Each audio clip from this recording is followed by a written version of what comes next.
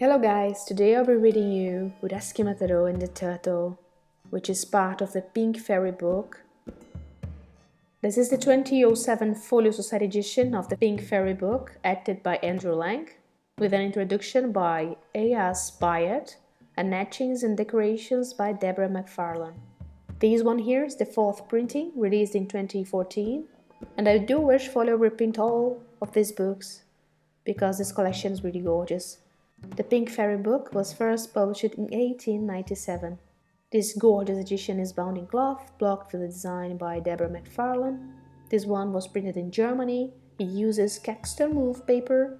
I know this book looks massive, but it has only 335 pages. There are front space and 12 full-page colored illustrations and lots of pen and ink drawings throughout the book. There are 41 tales in total.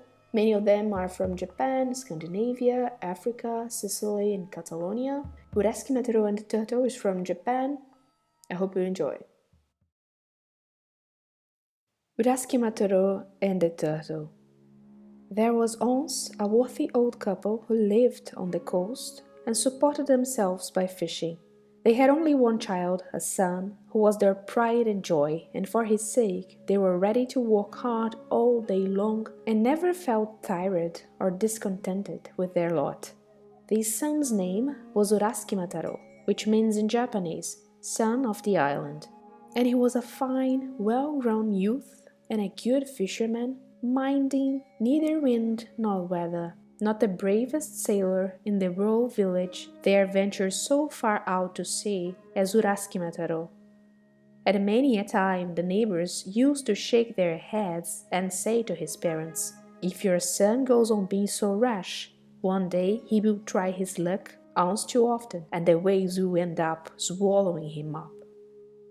But Uraschimataro paid no heed to these remarks, and as he was really very clever in managing a boat, the old people were very seldom anxious about him. One beautiful bright morning, as he was hauling his well-filled nets into the boat, he saw lying among the fishes a tiny little turtle. He was delighted with his prize and threw it into a wooden vessel to keep till he got home, when suddenly the turtle found its voice and tremblingly begged for its life. "After all," it said, "what good can I do you? I am so young and small, and I would so gladly live a little longer. Be merciful and set me free, and I shall know how to prove my gratitude." Now, Uraschimataro was very good-natured, and besides, he could never bear to say no, so he picked up the turtle and put it back into the sea. Years flew by, and every morning Uraschimataro sailed his boat into the deep sea. But one day, as he was making for a little bay between some rocks, there arose a fierce whirlwind, which shattered his boat to pieces, and she was sucked under by the waves. Uraschimataro himself very nearly shared the same fate, but he was a powerful swimmer and struggled hard to reach the shore. Then he saw a large turtle coming towards him, and above the howling of the storm he heard what it said. "I am the turtle whose life you once saved. I will now pay my debt and show my gratitude.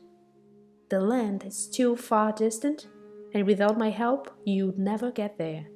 Climb on my back, and I will take you where you will."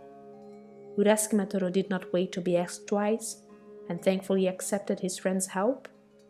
But scarcely was he seated firmly on the shell, when the turtle proposed that they should not return to the shore at once, but go under the sea and look at some of the wonders that lay hidden there.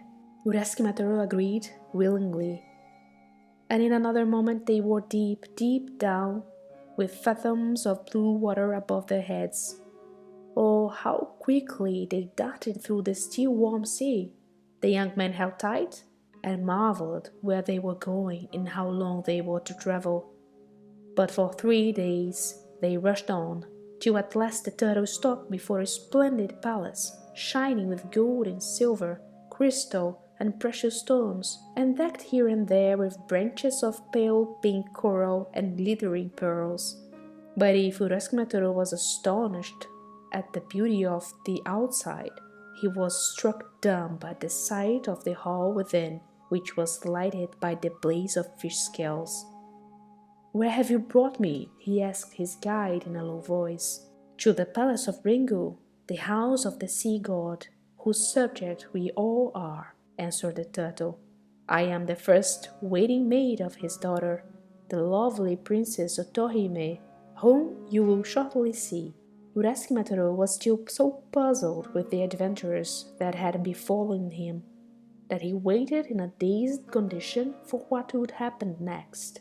But the turtle, who had talked so much of him to the princess that she had expressed a wish to see him, went at once to make known his arrival, and directly the princess beheld him, her heart was set on him, and she begged him to stay with her, and in return promised that he should never grow old, neither should his beauty fade.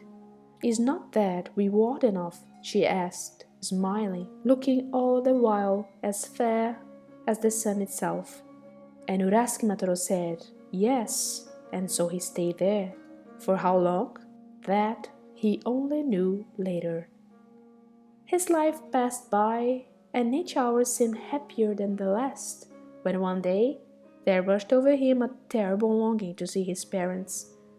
He fought against it hard, knowing how it would grieve the princess, but it grew on him stronger and stronger, till at length he became so sad that the princess inquired what was wrong. Then he told her of the longing he had to visit his old home, and that he must see his parents once more. The princess was almost frozen with horror, and implored him to stay with her, or something dreadful would be sure to happen. "You will never come back, and we shall meet again no more," she moaned bitterly.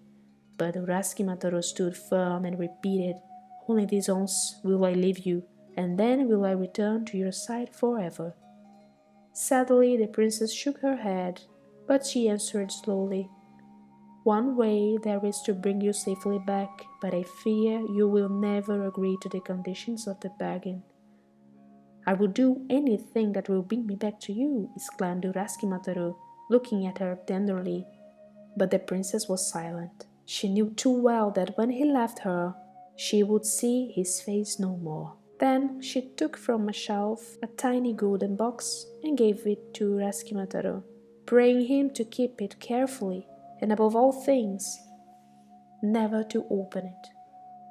"If you can do this," she said as she bade him farewell, "your friend the turtle will meet you at the shore and will carry you back to me."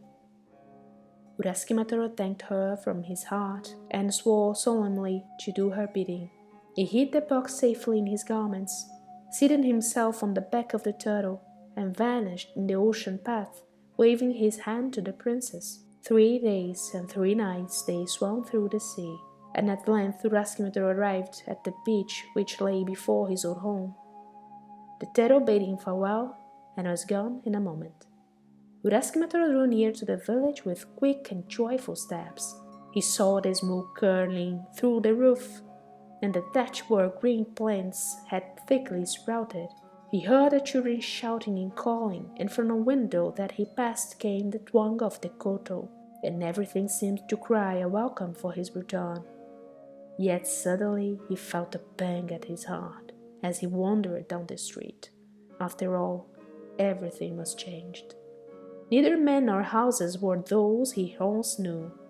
Quickly he saw his old home. Yes, it was still there, but it had a strange look. Anxiously he knocked at the door and asked the woman who opened it after his parents, but she did not know their names and could give him no news of them. Still more disturbed, he rushed to the burying ground, the only place that could tell him what he wished to know.